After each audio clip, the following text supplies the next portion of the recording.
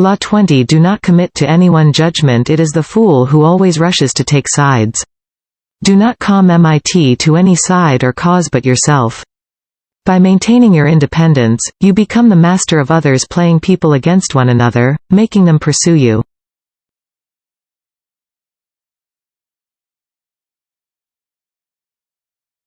Part 1. Do not commit to anyone, but be courted by all. If you allow people to feel they possess you to any degree, you lose all power over them. By not committing your affections, they will only try harder to win you over. Stay aloof and you gain the power that comes from their attention and frustrated desire. Play the Virgin Queen. Give them hope but never satisfaction. Observance of the law. When Queen Elizabeth I ascended the throne of England, in 1558, there was much to do about her finding a husband. The issue was debated in Parliament, and was a main topic of conversation among Englishmen of all classes. They often disagreed as to whom she should marry, but everyone thought she should marry as soon as possible, for a queen must have a king, and must bear heirs for the kingdom. The debates raged on for years. Meanwhile, the most handsome and eligible bachelors in the realm, Sir Robert Dudley, the Earl of Essex, Sir Walter Raleigh, vied for Elizabeth's hand. She did not discourage them, but she seemed to be in no hurry, and her hints as to which man might be her favourite often contradicted each other. In 1566, Parliament sent a delegation to Elizabeth urging her to marry before she was too old to bear children. She did not argue, nor did she discourage the delegation, but she remained a virgin nonetheless. The delicate game that Elizabeth played with her suitors slowly made her the subject of innumerable sexual fantasies and the object of cultish worship. The court physician, Simon Forman, used his diary to describe his dreams of deflowering her. Painters represented her as Diana and other goddesses. The poet Edmund Spenser and others wrote eulogies to the Virgin Queen. She was referred to as the world's empress, that virtuous Virgo, who rules the world and sets the stars in motion. In conversation with her, her many male suitors would employ bold sexual innuendo, a dare that Elizabeth did not discourage.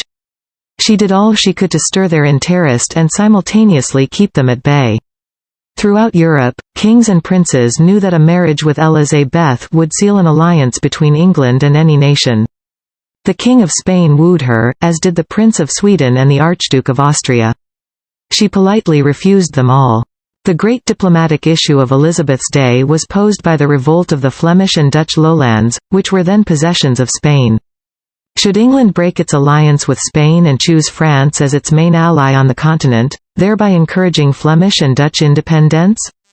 By 1570 it had come to seem that an alliance with France would be England's wisest course. France had two eligible men of noble blood, the Dukes of Anjou and Alencon, brothers of the French king. Would either of them marry Elizabeth? Both had advantages, and Elizabeth kept the hopes of both alive. The issue simmered for years. The Duke of Anjou made several visits to England, kissed Elizabeth in public, even called her by pet names. She appeared to requite his affections. Meanwhile, as she flirted with the two brothers, a treaty was signed that sealed peace between France and England. By 1582 Elizabeth felt she could break off the courtship. In the case of the Duke of Anjou in particular, she did so with great relief. For the sake of diplomacy she had allowed herself to be courted by a man whose presence she could not stand and whom she found physically repulsive. Once peace between France and England was secure, she dropped the unctuous Duke as politely as she could. By this time Elizabeth was too old to bear children. She was accordingly able to live the rest of her life as she desired, and she died the Virgin Queen. She left no direct heir, but ruled through a period of incomparable peace and cultural fertility. Interpretation: Elizabeth had good reason not to marry. She had witnessed the mistakes of Mary Queen of Scots, her cousin. Resisting the idea of being ruled by a woman, the Scots expected Mary to marry and marry wisely. To wed a for Aigner would be unpopular, to favour any particular noble house would open up terrible rivalries. In the end Mary chose Lord Darnley, a Catholic. In doing so she incurred the wrath of Scotland's Protestants, and endless turmoil ensued. Elizabeth knew that marriage can often lead to a female ruler's undoing. By marrying and committing to an alliance with one party or nation, The Queen becomes embroiled in conflicts that are not of her choosing, conflicts which may eventually overwhelm her or lead her into a futile war. Also, the husband becomes the de facto ruler, and often tries to do away with his wife the Queen, as Darnley tried to get rid of Mary. Elizabeth learned the lesson well. She had two goals as a ruler: to avoid marriage and to avoid war. She managed to combine these goals by langling the possibility of marriage in order to forge alliances. The moment she committed to any single suitor would have been the moment she lost her power. She had to emanate mystery and desirability, never discouraging anyone's hopes but never yielding. Through this lifelong game of flirting and withdrawing, Elizabeth dominated the country and every man who sought to conquer her. As the center of attention, she was in control. Keeping her independence above all, Elizabeth protected her power and made herself an object of worship. "I would rather be a beggar and single than a queen and married." Queen Elizabeth I, 1533–1603, Keys, 2. Power. Since power depends greatly on appearances, you must learn the tricks that will enhance your image. Refusing to commit to a person or group is one of these. When you hold yourself back, you incur not anger but a kind of respect. You instantly seem powerful because you make yourself ungraspable, rather than succumbing to the group, or to the relationship, as most people do. This aura of power only grows with time. As your reputation for independence grows, more and more people will come to desire you, wanting to be the one who gets you to commit. Desire is like a virus. If we see that someone is desired by other people, we tend to find this person desirable too. The moment you commit, the magic is gone. You become like everyone else. People will try all kinds of underhanded methods to get you to commit. They will give you gifts, shower you with favors, all to put you under obligation. Encourage the attention, stimulate their interest, but do not commit at any cost. Accept the gifts and favors if you so desire, but be careful to maintain your inner aloofness. You cannot inadvertently allow yourself to feel obligated to anyone. Remember, though, the goal is not to put people off, or to make it seem that you are incapable of commitment. Like the Virgin Queen, you need to stir the pot, excite interest, lure people with the possibility of having you. You have to bend to their attention occasionally, then but never too far. The Greek soldier and statesman Alcibiades played this game to perfection. It was Alcibiades who inspired and led the massive Athenian armada that invaded Sicily in 414 BC when envious Athenians back home tried to bring him down by accusing him of trumped-up charges. He defected to the enemy, the Spartans, instead of facing a trial back home. Then, after the Athenians were defeated at Syracuse, he left Sparta for Persia, even though the power of Sparta was now on the rise. Now, however, both the Athenians and the Spartans courted Alcibiades because of his influence with the Persians, and the Persians showered him with honors because of his power over the Athenians and the Spartans. He made promises to every side but committed to none, and in the end he held all the cards. If you aspire to power and influence, try the Alcibiades tactic: put yourself in the middle between competing powers. Lure one side with the promise of your help. The other side, always wanting to outdo its enemy, will pursue you as well. As each side vies for your attention, you will immediately seem a person of great influence and desirability. More power will accrue to you than if you had rashly committed to one side. To perfect this tactic you need to keep yourself inwardly free from emotional entanglements, and to view all those around you as pawns in your rise to the top. You cannot let yourself become the lackey for any cause. In the midst of the 1968 U.S. presidential election, Henry Kissinger made a phone call to Richard Nixon's team. Kissinger had been allied with Nelson Rockefeller, who had unsuccessfully sought the Republican nomination. Now Kissinger offered to supply the Nixon camp with valuable inside information on the negotiations for peace in Vietnam that were then going on in Paris. He had a man on the negotiating team keeping him informed of the latest developments. The Nixon team gladly accepted his offer. At the same time, however, Kissinger also approached the Democratic nominee, Hubert Humphrey, and offered his aid. The Humphrey people asked him for inside information on Nixon and he supplied it. "Look," Kissinger told Humphrey's people, "I've hated Nixon for years. In fact, he had no interest in either side. What he really wanted was what he got: the promise of a high-level cabinet post from both Nixon and Humphrey. Whichever man won the election, Kissinger's career was secure. The winner, of course, was Nixon, and Kissinger duly went on to his cabinet post. Even so, he was careful never to appear too much a Nixon man. When Nixon was re-elected in 1972, men much more loyal to him than Kissinger were fired. Kissinger was also the only Nixon high official to survive Watergate and serve under the next president, Gerald Ford. By maintaining a little distance, he thrived in turbulent times. Those who use this strategy often notice a strange phenomenon. People who rush to the support of others tend to gain little respect in the process, for their help is so easily obtained, while those who stand back find themselves besieged with supplicants. Their aloofness is powerful, and everyone wants them on their side. When Picasso, after early years of poverty, had become the most successful artist in the world, he did not commit himself to this dealer or that dealer, although they now besieged him from all sides with attractive offers and grand promises. Instead, he appeared to have no interest in their services. This technique drove them wild, and as they fought over him, his prices only rose. When Henry Kissinger, as U.S. Secretary of State, wanted to reach détente with the Soviet Union, he made no concessions or conciliatory gestures, but courted China instead. This infuriated and also scared the Soviets. They were already politically isolated and feared further isolation if the United States and China came together. Kissinger's move pushed them to the negotiating table. The tactic has a parallel in seduction. When you want to seduce a woman, Stendhal advises, court her sister first. Stay aloof and people will come to you.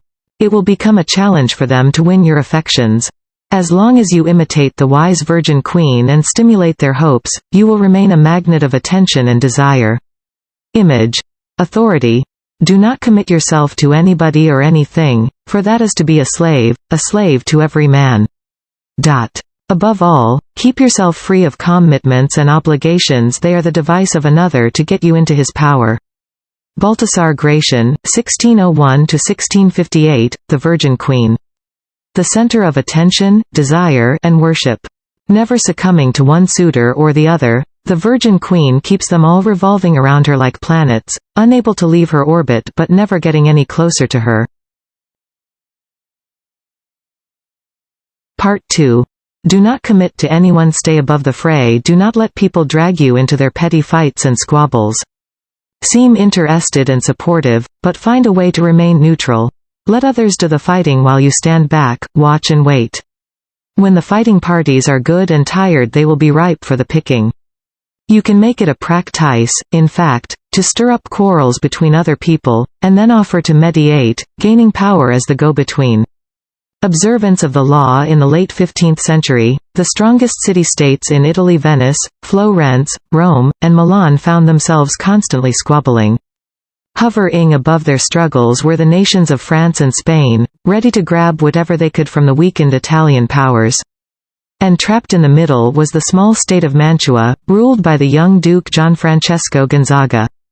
Mantua was strategically located in northern Italy, and it seemed only a matter of time before one of the powers swallowed it up and it ceased to exist as an independent kingdom. Gonzaga was a fierce warrior and a skilled commander of troops, and he became a kind of mercenary general for whatever side paid him best. In the year 1490, he married Isabella d'Este, daughter of the ruler of another small Italian duchy, Ferrara. Since he now spent most of his time away from Mantua, it fell to Isabella to rule in his stead. Isabella's first true test as ruler came in 1498, when King Louis XII of France was preparing armies to attack Milan. In their usual perfidious fashion, the Italian states immediately looked for ways to profit from Milan's difficulties. Pope Alexander VI promised not to intervene, thereby giving the French carte blanche. The Venetians signaled that they would not help Milan, either, and in exchange for this, they hoped the French would give them Mantua.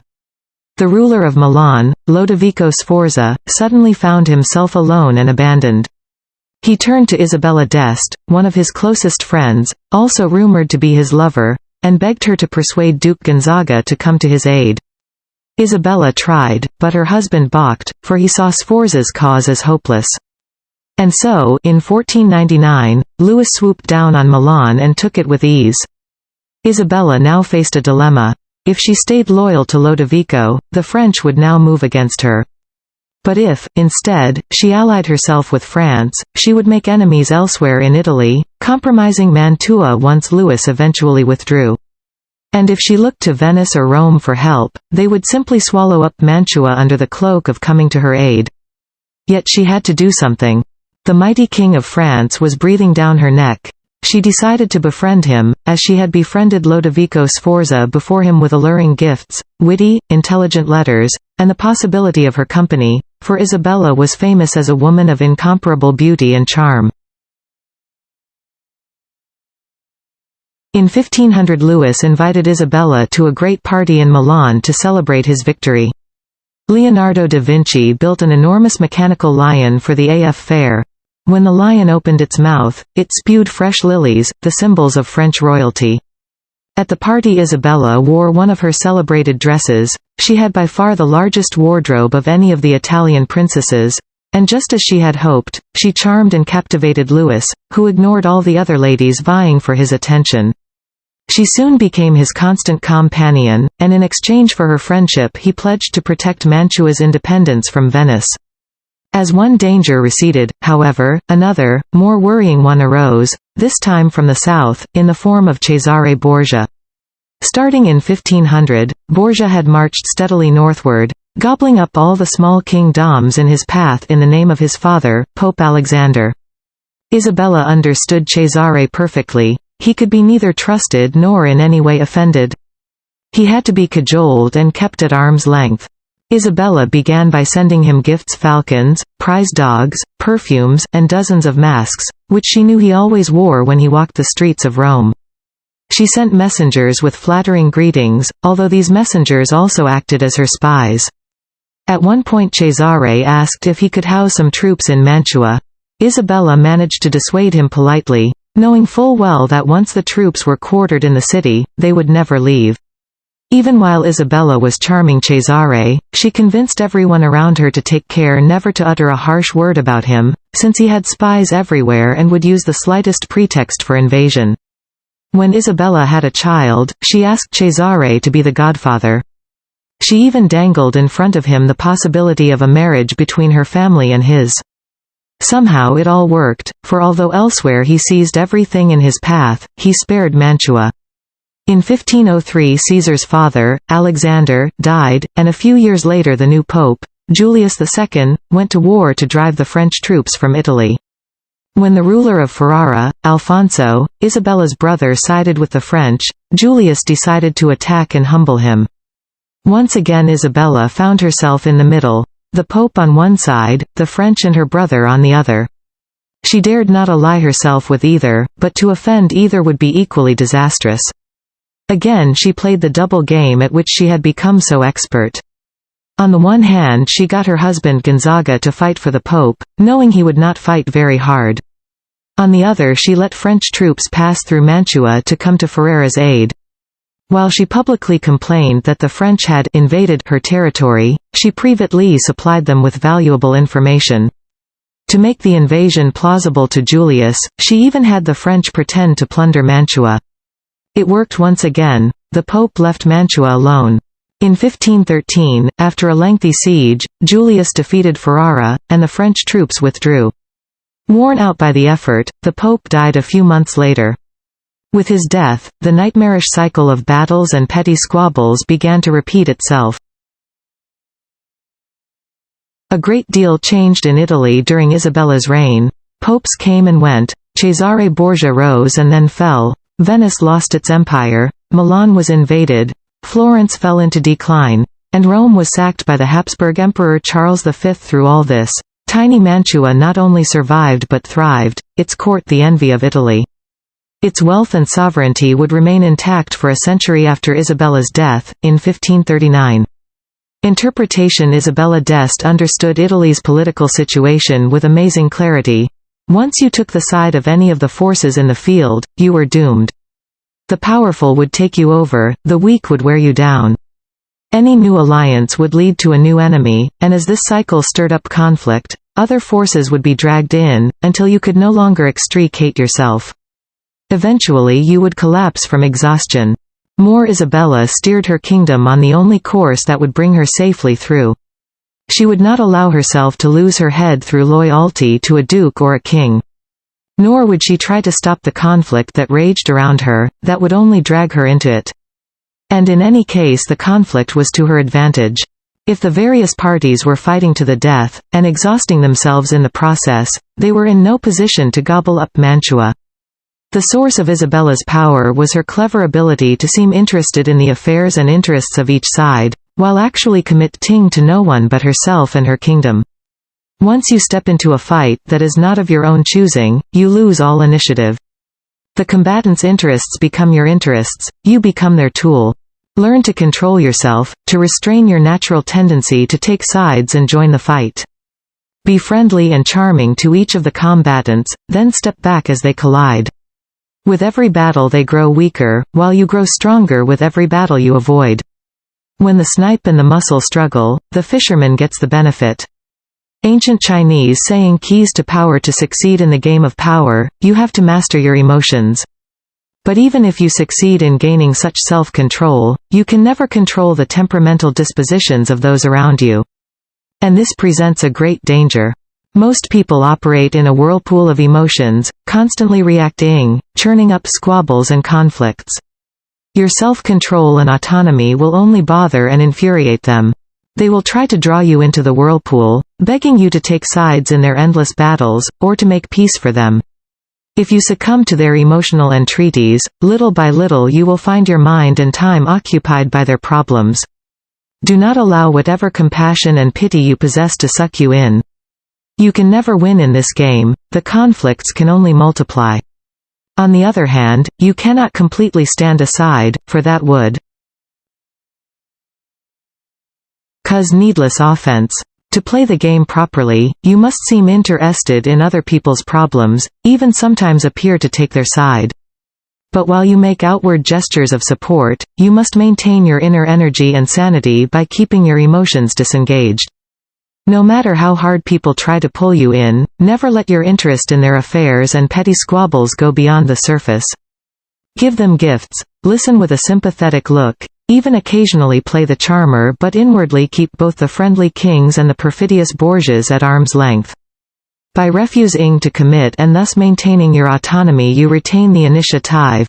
Your moves stay matters of your own choosing, not defensive reactions to the push and pull of those around you. Slowness to pick up your weapons can be a weapon itself, especially if you let other people exhaust themselves fighting, then take advantage of their exhaustion. In ancient China, the kingdom of Qin once invaded the kingdom of Sing. Huan, the ruler of a nearby province, thought he should rush to Sing's defense, but his advisor counseled him to wait. Sing is not yet going to ruin, he said, and Qin is not yet exhausted. If Qin is not exhausted, we cannot become very influential. Moreover, the merit of supporting a state in danger is not as great as the virtue of reviving a ruined one. The advisor's argument won the day, and as he had predicted, Huan later had the glory both of rescuing Sing from the brink of destruction and then of conquering an exhausted Qin. He stayed out of the fighting until the forces engaged in it had worn each other down, at which point it was safe for him to intervene. That is what holding back from the fray allows you. Time to position yourself to take advantage of the situation once one side starts to lose. You can also take the game a step further, by promising your support to both sides in a conflict while maneuvering so that the one to come out ahead in the struggle is you. This was what Castruccio Castracani, ruler of the Italian town of Lucca in the 14th century, did when he had designs on the town of Pistoia. A siege would have been expensive, costing both lives and money, but Castruccio knew that Pistoia contained two rival factions, the blacks and the whites, which hated one another. He negotiated with the blacks, promising to help them against the whites. Then, without their knowledge, he promised the whites he would help them against the blacks. And Castruccio kept his promises. He sent an army to a black-controlled gate to the city, which the sentries of course welcomed in. Meanwhile another of his armies entered through a white-controlled gate. The two armies united in the middle, occupied the town, killed the leaders of both factions, ended the internal war, and took Pistoia for Castruccio. Preserving your autonomy gives you options. When people come to blows, you can play the mediator, broker the peace, while really securing your own interests. You can pledge support to one side and the other may have to court you with a higher bid. Or, like Castruccio, you can appear to take both sides, then play the antagonists against each other. Oftentimes when a conflict breaks out, you are tempted to side with the stronger party, or the one that offers you apparent advantages in an alliance. This is risky business. First, it is often difficult to foresee which side will prevail in the long run. But even if you guess right and ally yourself with the stronger party, you may find yourself swallowed up and lost, or conveniently forgotten, when they become victors. Side with the weaker, on the other hand, and you are doomed. But play a waiting game and you cannot lose. In France's July Revolution of 1830, after 3 days of riots, the statesman Talleyrand, now elderly, sat by his Paris window, listening to the pealing bells that signaled the riots were over. Turning to an assistant, he said, "Ah, the bells. We're winning." "Who's we, mon prince?" the assistant asked. Gesturing for the man to keep quiet, Talleyrand replied, "Not a word. I'll tell you who we are tomorrow." He well knew that only fools rush into a situation that by committing too quickly you lose your maneuverability. People also respect you less. Perhaps tomorrow, they think, you will commit to another, different cause, since you gave yourself so as highly to this one. Good fortune is a fickle god and will often pass from one side to the other. Commitment to one side deprives you of the advantage of time and the luxury of waiting. Let others fall in love with this group or that, for your part don't rush in, don't lose your head. Finally, there are occasions when it is wisest to drop all pretense of appearing supportive and instead to trumpet your independence and self-reliance. The aristocratic pose of independence is particularly important for those who need to gain respect. George Washington recognized this in his work to establish the young American Republic on firm ground.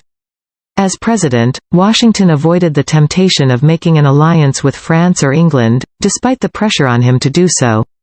He wanted the country to earn the world's respect through its independence. Although a treaty with France might have helped in the short term, in the long run he knew it would be more effective to establish the nation's autonomy. Europe would have to see the United States as an equal power. Remember, you have only so much energy and so much time. Every moment wasted on the affairs of others subtracts from your strength. You may be afraid that people will condemn you as heartless, but in the end, maintaining your independence and self-reliance will gain you more respect and place you in a position of power from which you can choose to help others on your own initiative. Reversal: both parts of this law will turn against you if you take it too far. The game proposed here is delicate and difficult. If you play too many parties against one another, they will see through the maneuver and will gang up on you. If you keep your growing number of suitors waiting too long, you will inspire not desire but distrust. People will start to lose interest.